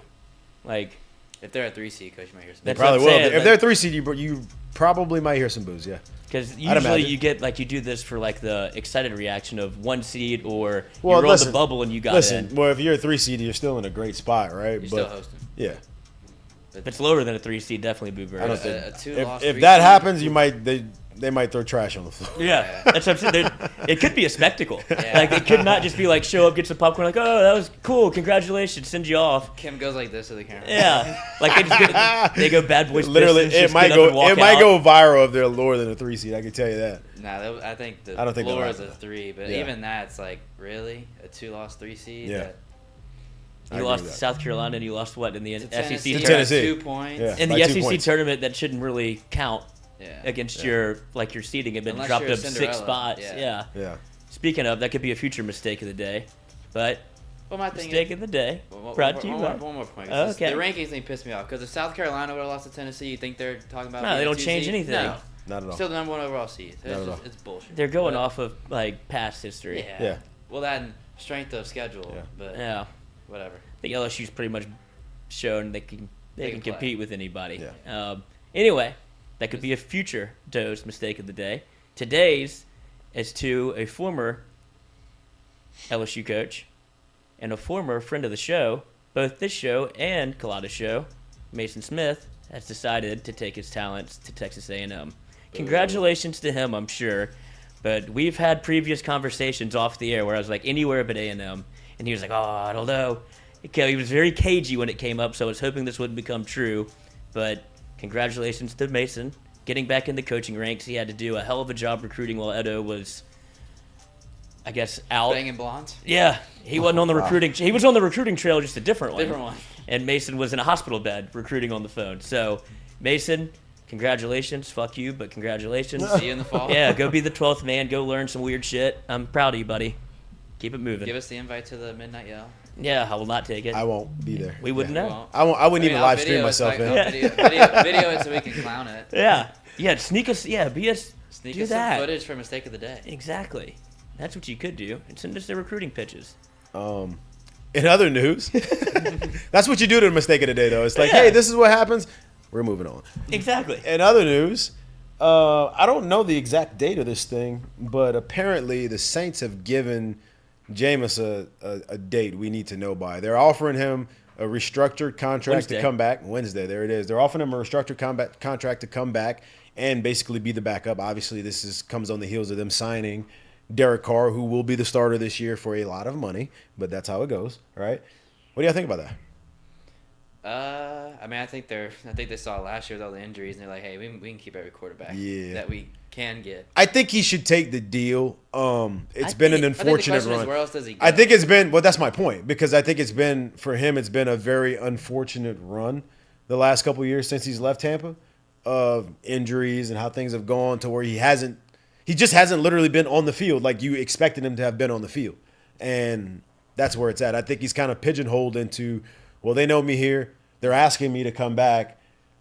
I might be better off doing that than going who knows where. Yeah, I mean, the best job in the world is the backup quarterback. Yeah, but not Jameis could get. Yeah. When you look, okay, let's just look at the openings, and you tell me if Jameis could fit in there. Well, I was just about to say, but it's not about if they can fit. So that was my thought process. Is now it's the job really of his agent to go out and find of the openings who has real interest and what's the price of that interest. Yeah. And if it's not anything that can really suit him and fit him in situations that's good for him, his best bet might be to be back in New Orleans. Well, so you got, I mean, with the Aaron Rodgers stuff floating around, like, who's looking at? Well, he ain't gonna go there. They're looking. So they're the Jets. I'm not talking about Green Bay. I'm talking about like whoever's looking for a quarterback. No, well, my point is not even Green Bay. My point is like the Jets. The Jets made it open that they were looking for a absolute splash at the quarterback spot. No disrespect. We're not talking about Zach Wilson's habits. But in 2023 to start the year, that splash wouldn't be signing Jameis right now. Yeah. So I don't really think he's in the running for that opportunity at all, right? But where else is open right now? I mean, the Texans, but they're probably going to draft a guy. That's what I was going to go down the list. Texans are they're drafting. They're high enough, they're drafting the guy. Well, and it would be a scenario in which whoever gets Anthony Richardson, they may be looking for a starter so you can groom him to become. You don't want to throw him into the fire just because of. I think, but I think, call me crazy, but I think Jameis is still in a spot where he's not really in the grooming spot. Yeah. Like he's in the one that's kind of still trying to learn some stuff because there is enough meat left on the bone to where I think he's got more of an opportunity moving forward than for a second half of the career than Geno's had, right? Absolutely. I think he's a little bit younger than when Geno finally took off, right? So there's an opportunity that he can go somewhere and still do something, but I don't think he should be in a spot where he's going to try to teach right now. I think he should be looking for a spot where, all right, bro, let me keep learning, maybe under someone who's maybe just as good as me or has done more than me in this league, and maybe it'll propel me to something right now. I guess you forget. He's looking for the Geno situation. Yeah, you forget that he hasn't really played the last 2 years. Yeah. Because of the injury history, he obviously got knocked out last year, and the year before that, whenever he was on like this weird pitch count with Sean Payton as of like don't make mistakes. It wasn't the Jameis you were used to seeing, like game manager Jameis. I don't know how long he could have kept that up, but with the injury, you weren't able to tell. But when I look around the league, Colts, Panthers, Jets, I think the Jets are swinging big on Rodgers. But Colts are going to swing big too. I think the Raiders are I think the Colts are sitting right now at 4, right? Mm-hmm. They're swinging big too. They're going to get they're going to get probably one of those top 4 quarterbacks if they don't move up and to get one of the top 3. Yeah, I think they'll get Levis or Richardson. Yeah, whichever one of them's going to fall. There's a lot of smoke around them trading to one. Right. That's what I said. If they don't move up and get one of the top 3, I think they're doing that too. So you got Colts. I think they're out. You got Texans. I think they're out. You got the Jets. I think they're out. Who else? Raiders. I won't say they're out, but just going to trade quarterback. Right. Yeah. Hey, here's the thing. If you're sitting there as Raiders, Commanders, Falcons. If you're sitting there as the Raiders right now, and I don't think that the guy is going to be great, right? But because of the money that he's owed, because of where you are, if you're going to make a quarterback move, wouldn't you think, let me get a dude here who I know for sure is going to make us a contender right now, like a good team right now, or I might as well just ride it out with Jarrett Stidham right now. Yeah. See what the hell we got. Because if he sucks, it's propelling us to the Caleb Williams sweepstakes next year. Right. Right? As opposed to us getting someone like Jameson. Now, let's say they get to 5 to 6 wins, you're not sitting in a spot to where you can get to Caleb Williams, right? And now you're having to give up assets to get to him. So I would imagine like they wouldn't be in on Jameson in my mind. So I think they're out. Who else you got? Commanders. They got, who do they have as a quarterback? Heineke. He's gone. He's not under contract right now. Right. They released so he's not there. So he's not. I'd under imagine contract. that there's an easy conversation to be had. Yeah, maybe so. But I would imagine that around the league too, he's probably got some. There you go. It's Sam Howell. So you're in the same situation. I think Sam Howell's the same thing. Like, let's see what he's got, because if not, Caleb Williams. There you go. Or Drake May. There you go. Yeah. So I think they're in the same spot. Or Jaden Daniels. I guess Falcons is the one that makes the most sense then. And then you got the Falcons. Desmond Ritter. They just drafted, But they got Desmond Ritter, so he's not going there. So I really, really, really think the best spot for Jameis is New Orleans. I gotta come back. Why not? And then you name all those spots. If they're not really into him, there is also no one else there to kind of mentor him still to keep going to where he can kind of keep growing. So why go there in those spots? Yeah, I think he just wants a chance to play because he obviously he wants to play, but he ain't playing here. Do they want him to play right now? You get what I'm saying? Like there's going to be one team that takes a swing, and it might be. I don't know. We're naming these teams. I promise you, what I really feel like is if there is interest in Jameis elsewhere in the league, it ain't somewhere with an open quarterback spot. Yep. I think it's somewhere that's looking for another backup quarterback. Mm-hmm. So then now the question becomes, do you think, one, that the starter that they have is durable and is going to play if he really wants to go somewhere else? Do you think the starter that they have is durable and he's going to play all 17 games? Do you think you're better than that starter and that he may not be able to beat you out? Like, that becomes the question for him now if he wants to go elsewhere. I don't think the teams that need quarterbacks right now are really in on Jameis. I think anywhere else would be looking at him as a backup right now. So who would you go back up is more of a question for him. Then he's looking for a spot where he can, like you said, learn from somebody. Like, I guess you could learn from Derek Carr, but I thought it was interesting that David Carr said on his pod that both Michael Thomas and Tyrann Mathieu were the ones that recruited Carr to the Saints. Like, that's who we heard from the most. So obviously there's some belief in the building that he's good. I guess. I was thinking about this the other day. That's got to be a weird ass dynamic, man. I get it, bro. Like, everybody's in the business of like winning, but in 2023 in today's life where everything is kind of like so public, of being a player on the team, recruiting another player outside of it to take the spot of said player that's still on the roster. Yeah. That's got to be such a weird feeling today, because I'm sure Tyrann probably talks to Jameis, I'm sure they have somewhat of a decent relationship, but now it's going to be like, damn, dog, you ain't think I could do it? It's the same thing with Michael you Thomas. went and got this guy instead? Yeah, it makes the rumor swirl. Like, damn, I was throwing the ball to you all. Oh, I thought we had a good connection. You out here recruiting this other guy. Cheating on me. You know what I mean? Like, that's got to be a weird feeling but that's where things are today. It's crazy to see, like, that's a real thing right now. In other news, when it comes to football, you have, which seems so weird to me, and I guess that means you're getting old when shit like this happens, but you basically had this morning Odell have the let me show you that I still have it workout in Arizona this morning. He had a workout open for teams. I don't know what the result of the workout was. I don't know how many teams showed up to it and stuff like that, but he's coming off a couple injuries. He's coming off what the last time you saw him, he was going to be the Super Bowl MVP in that game, right?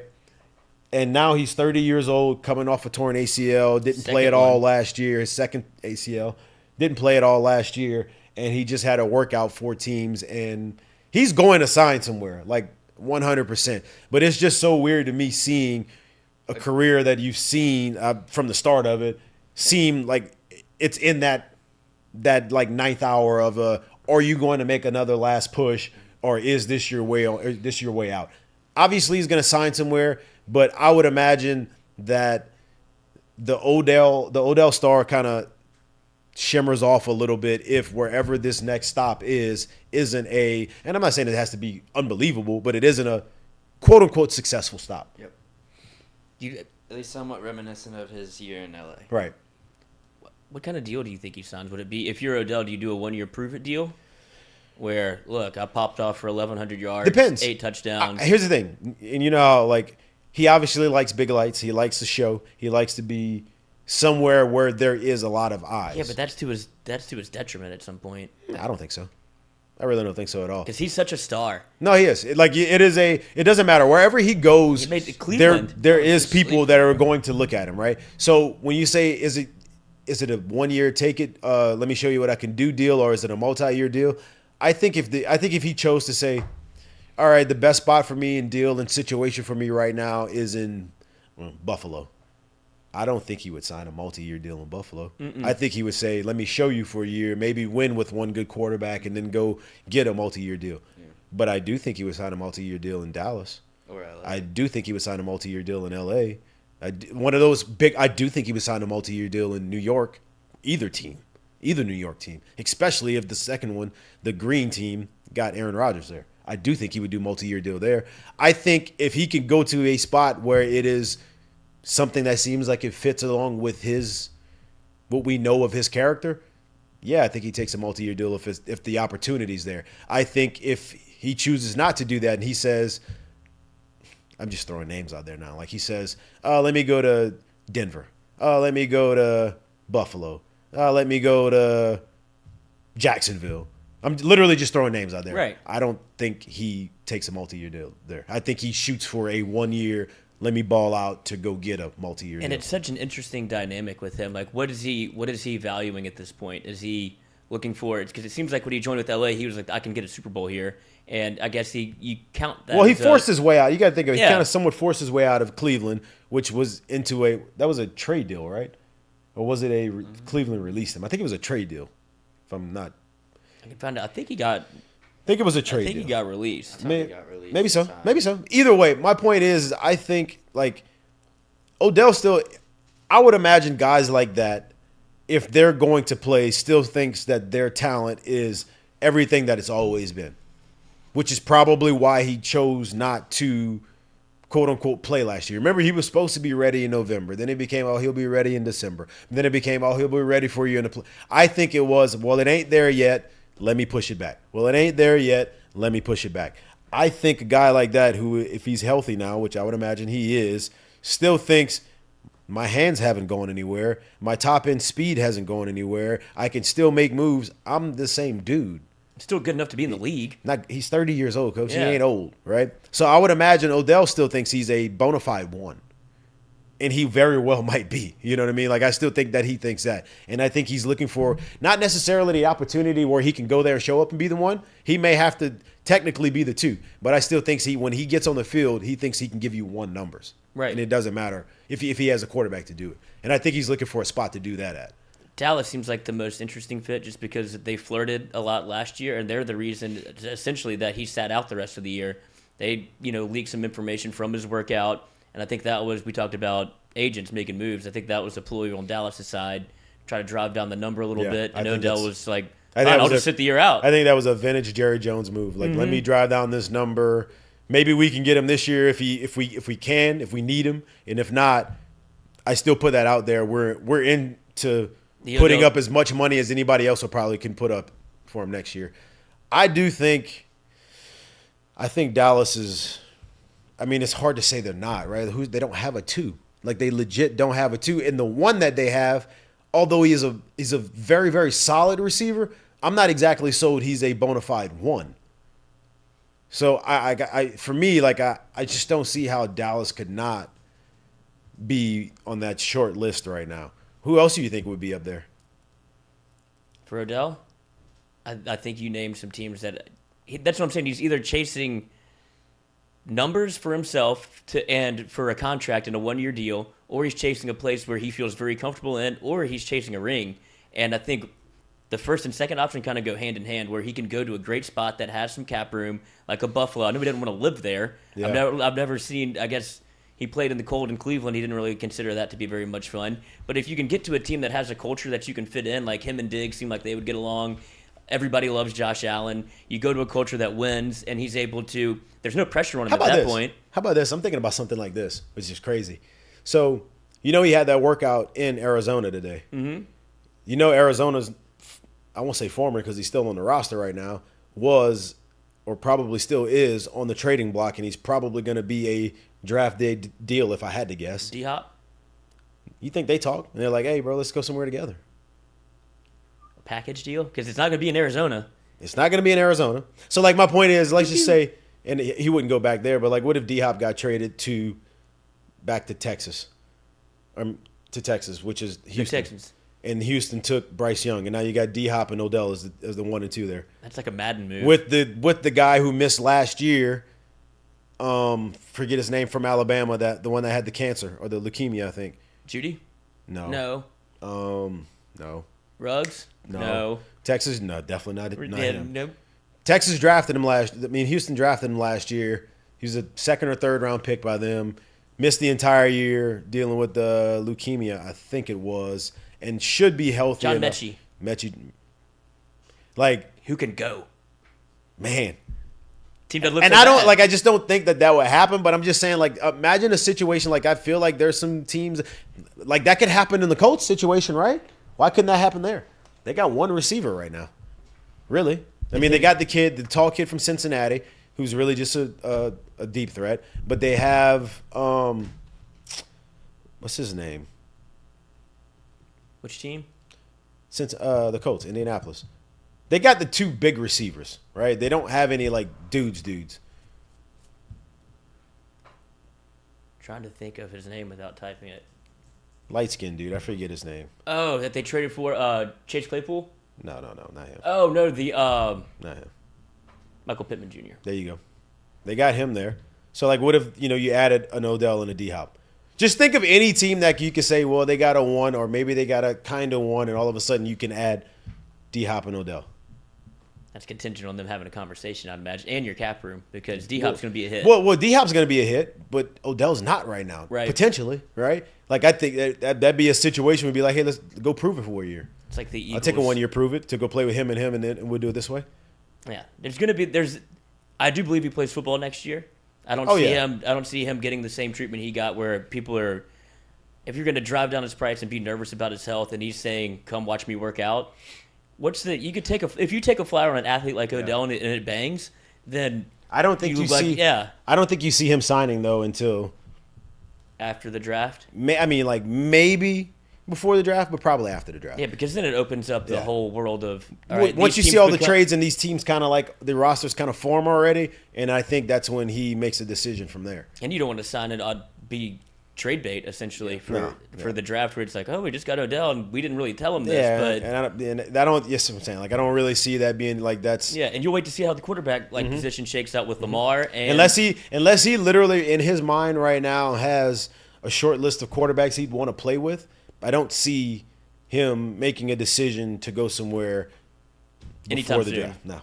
But he's putting that seed in their head with the workout. To put the workout out this early, it kind of lets you know where he is health wise too. Right, I'm ready to go now. He could wait till draft day to do this. Or right before the draft, or right after the draft to do this. For him to make the decision to do it now lets you know he's probably pretty damn healthy. Especially when you got people that just came are fresh off the combine, so they have all these numbers in their head where they're like, oh God, he stacks up with this, and this that we were going to draft. Yeah, and now we can just sign one. You think he jumped higher than 29? Yeah. I think he did 8 months ago. Yeah. I think he did post-op day 1. Yeah. I think he does on one leg. The bad one. Yeah. Wait, are you talking about his leg or are you talking about Mr. 29? Oh, man. The bad one. Yeah, so we'll see. When is LSU's pro day?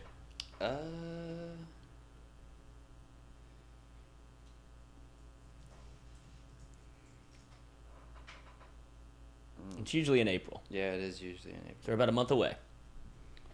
They better. It is. Better rig that clock. Yeah. Unless, Kayshawn better put on a Superman cape. You got to. I hope he's putting it on right now, like literally, because it ain't gonna just show up on pro day. I think that's what he tried already. Yeah, it ain't gonna work that way. So hopefully he's in a different. Hopefully he's in his bag right now and doing what he needs to do. But if it turns into one of those situations where it's like Derrick Rose in the ACT, where it went from like 16 to 26, you're like, wait a minute. Oh, we talked about this. Like, that's what I'm saying. If he pops that much, you're not going to believe the numbers. No. That's what I'm saying. Okay, so whoever believed in Kayshawn before pro day, I feel like may have been out. If he somehow turns out a mid 4.3, I think you get half of those teams back in being like, wait a second. If we got the right people that could kind of motivate him, because it's obviously in there if that happens, right? I think you got the right people. They would be like, we got the right people. Kind of like, so imagine how when Tyron left here with, obviously it wasn't physical questions, it was character questions and whether he could, get along and do the right things he needed to do. Those questions about do we have the right people in place that could get him right, which they did.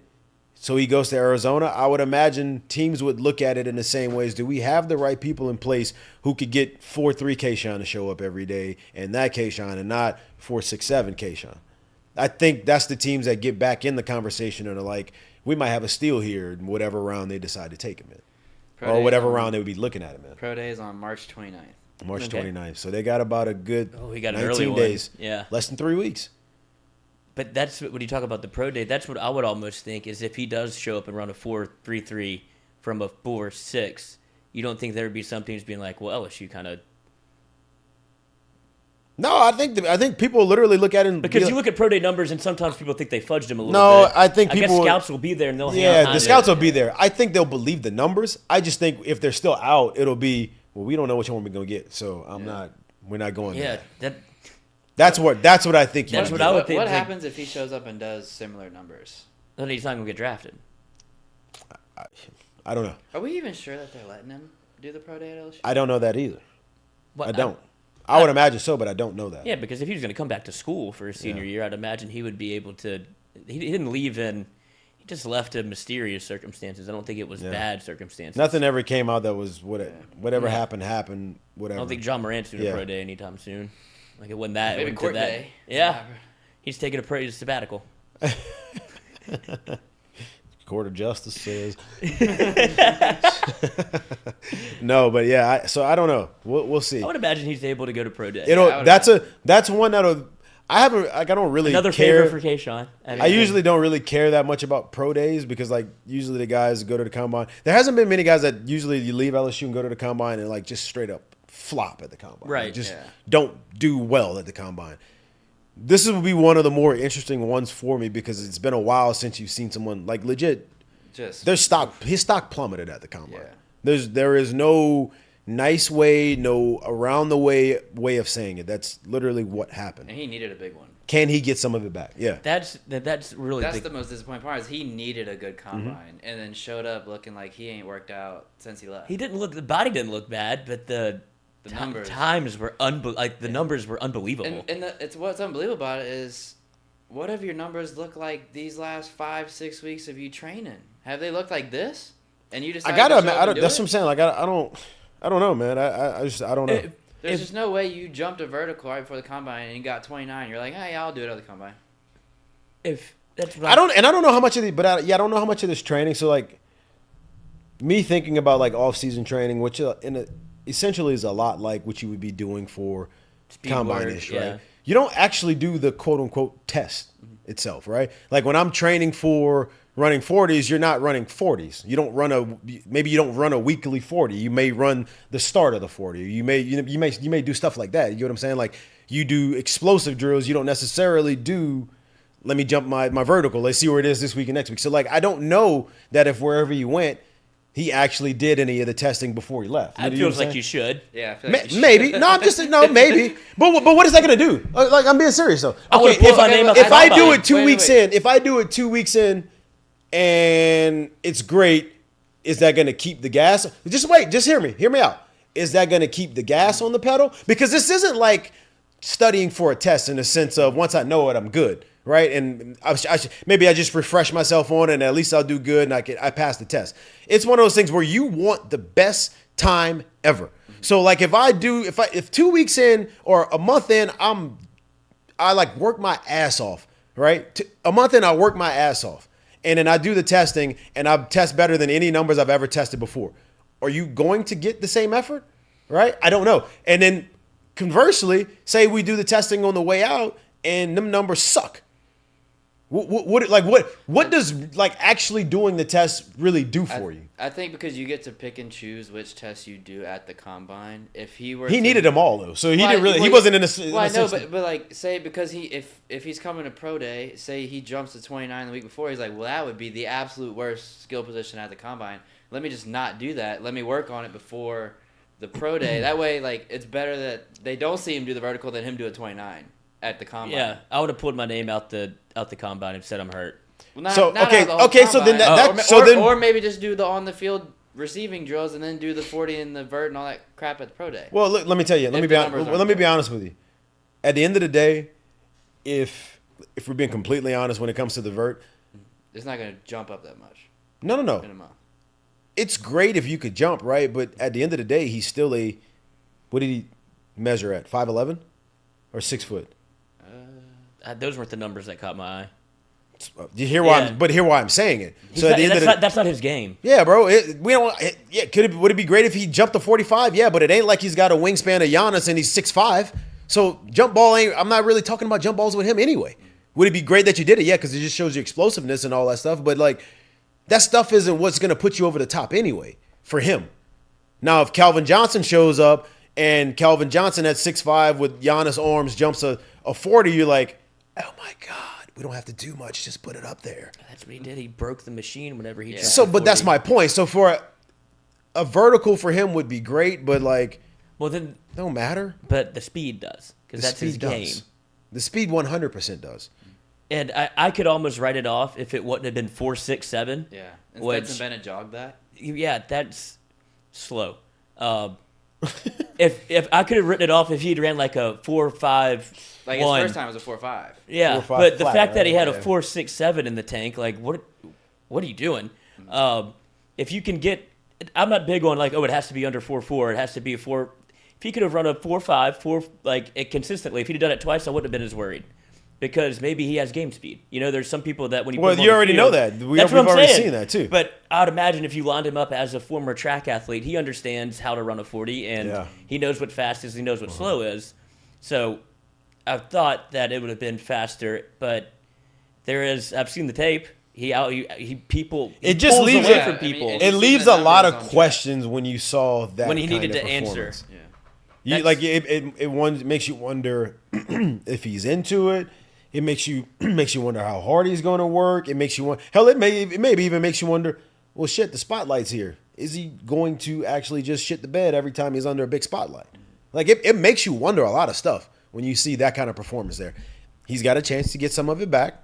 I don't think that if he literally did the best at everything that he gets all of it back, because I still think you got people that's like, well, who we getting? Yeah. So I don't think he gets everything he had or the chance he had everything to get in the draft back. I think if he goes out and does great, he gets some of it back. Yeah. Now where that ends up being, we'll see. Right now in my mind, he's UDFA. If he does a decent pro day, and by decent I mean anything better than what he did at the combine, where you could let's get the vertical up to like 33, let's run a 4.4, then you're back into that fifth to 7th round conversation. Well, at least you get drafted. Yeah. And I don't know if maybe at that point you'd rather be an undrafted free agent. You get to pick your spot, but you don't get any guaranteed money. You just get the $600,000 signing bonus. Right.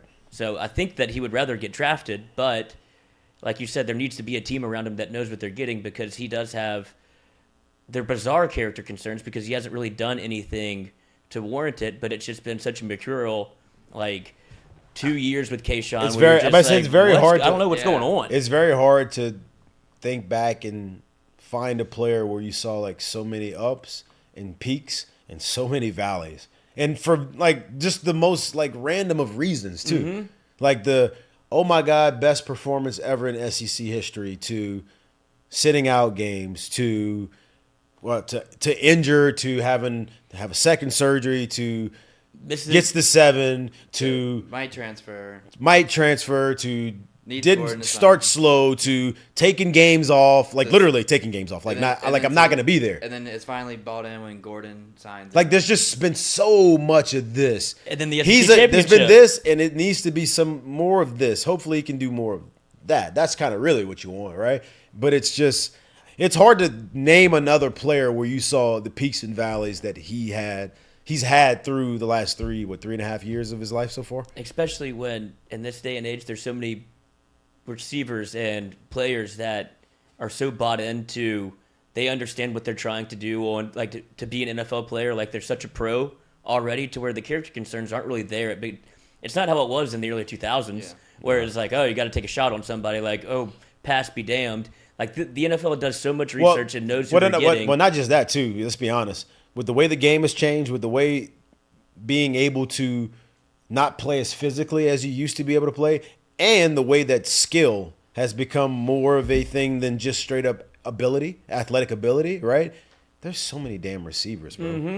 Mm-hmm. You can find so many receivers. Draft them from the XFL. There's so many receivers to where it's like, man, if this is what we're going to get numbers wise, and say like if he went out, even though he was at LSU and the top end was this, and then you get the combine numbers that are that, even if he went out and put up a 4.4, I would imagine they would still look at somebody who probably tested well if he was at the combine, who probably was a productive receiver in college, and say he went to say he went to Baylor, say he went to UTSA, say he went to wherever. Like they would look at him and be like, Pitt.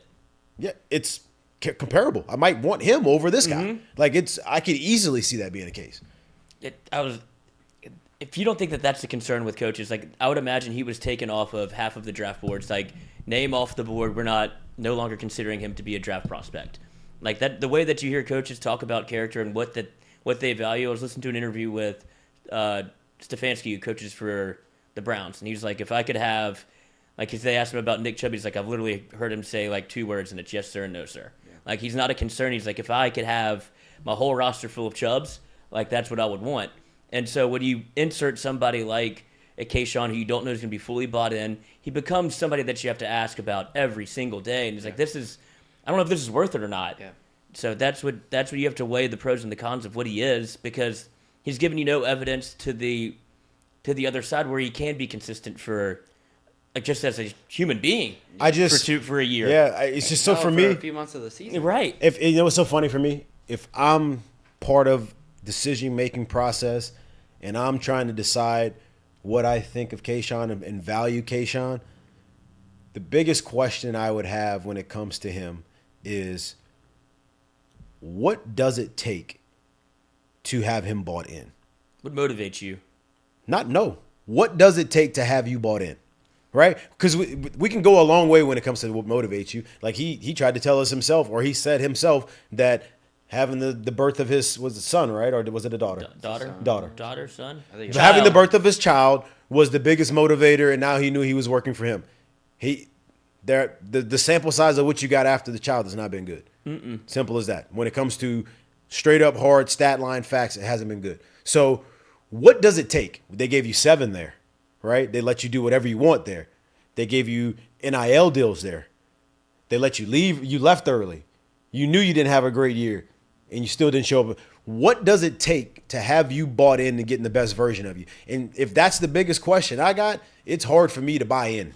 You get what I'm saying? Because I don't know what I'm getting. What am I going to get? That's, for me, that's the thing where that's a hard question. That's a hard question to be able to trump and get over and have someone bought in. Because I don't even know if Kayshawn knows the answer. We shall see. Yes. We shall see. All right, boys. We're up against it. If you want to get to the seggies. Yeah, go ahead. Curtain calls? Curtain call. All right. Curtain call brought to you by Frankie Harris. And? Just Frankie today. And Assured Partners. Yes. Big symposium. I'm gonna change up my curtain call this week. My curtain call is going to go to a close the curtain call on LSU basketball. It's been a tough year. Mm-hmm. Thanks for coming. Would love to see better from you next year, and we'll just keep it at that. I'll go on. I guess the best thing that you could do, that's probably, it was going to end at some point. Probably better that it ended now. Yeah. My curtain call is to the World Baseball Classic. You asshole. You too. It's the speech given by this guy. This is awesome. Courtesy of Ben Verlander. It's got to be one of the better names in the league right now, too, right? And it's an American. I don't know who the player is. It's an Lars Nootbaar. That's his name. Hell yeah. That's not a nickname. That is his name. But he's American on the Japanese team. I don't know how that happened either. I guess he was born there. Or maybe one of his parents were. That's probably my guess, yeah. And so, here's his speech, which is excellent. It's never translated.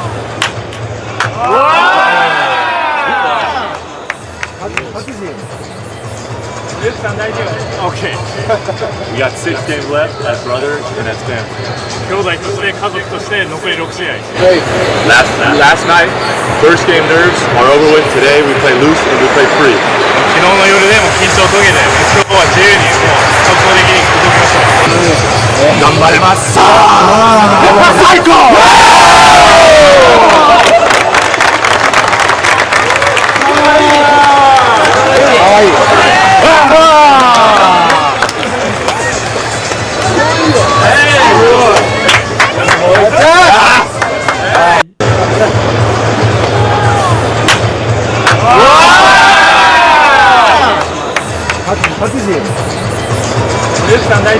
Okay.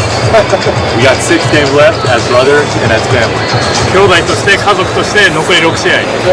Last night, first game nerves are over with. Today we play loose and we play free.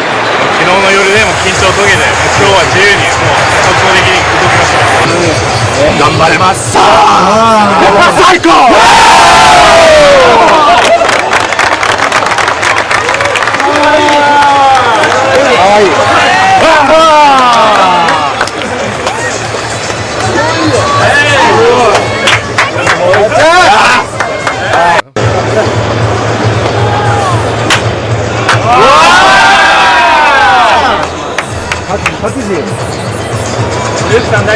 Okay.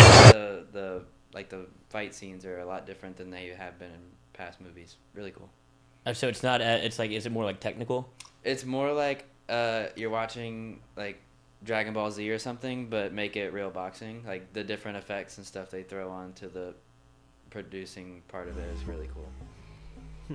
And just him and Jonathan Majors are both really good actors, so it's a fun movie to watch. That same guy, I don't know if y'all saw this, that same guy is reportedly supposed to be playing Dennis Rodman in a movie, 48 Hours in Vegas. He's in everything now. I'm stoked about. Yeah. Because talk about a nobody's told that story in detail. Yeah. I would love to see that story. Dennis Rodman, I'm sure he told a lot of it on the 30 for 30. They're like, we got to cut this. I mean, yeah. So I would love to see that. Like, no, I'll do it. I'm in on that if he's gonna play. 48 Hours in Vegas. I think I saw that today. Yeah, which is pretty I saw that. It would be a good movie. I mean, he's in everything now. Yeah, he's Kang the Conqueror in Marvel. He played some like the first African American. I don't know if y'all pilot or something. Hey, I don't know if y'all ever noticed this with actors. When you see an actor like in a movie, it literally looks like they do like all their work in 1 year, and then you don't see them for like 3 years because they'll do like multiple things, and they're just like in everything that comes out right now. You're like, man, I ain't seen them in 2 years, and all of a sudden that's how a lot of them work. Well, he got his big break on. What was he in Marvel? What? Kang the Conqueror. But he played in the Loki Was it series. in Loki? Yeah, because I saw like the end of that. That's when he pops up. It's like, who the fuck is this guy? Yeah. Because his acting was unreal, and I'd imagine that's probably when his number got called a ton. Then he was in Ant-Man. Then he was in that pilot movie. Now he's in Creed. That's a pretty... Talk about stock going up. Yeah. Jesus. That seems to be this one. Than like the main villain of Marvel and Creed. Yeah, that's it. That seems to be this trajectory right there. That's what Keyshawn's looking for. I think it was more like... Got to get one of those. Yeah. Hey, anyway, tune in tonight, 6:30. If you're going, have National a good one. Ball Day. If you're going or if you're not going, if you're watching it at home, Booze Cruise is still live. And we still missed one today before we leave. Oh, brought to you by Cooking! We restocked on Heineken, so we will knock this out. I was going to go work out, dude. 6:30. I guess I'll purge. Gotta get it cooking. Let's go, Booze Cruise. They thought we forgot. We didn't forget. No, you're like the guy that, hey, teacher, we had homework today. You want to pick it up? Lloyd thought he got out of it. Brought to you by Heineken. Thank you. I guess. Here we go. Here we go. Go quick. I'm trying it the old college way.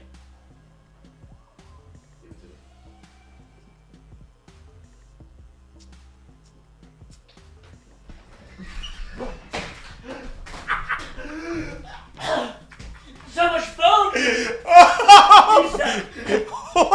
He sabotaged me! No, I did not. What a terrible pour!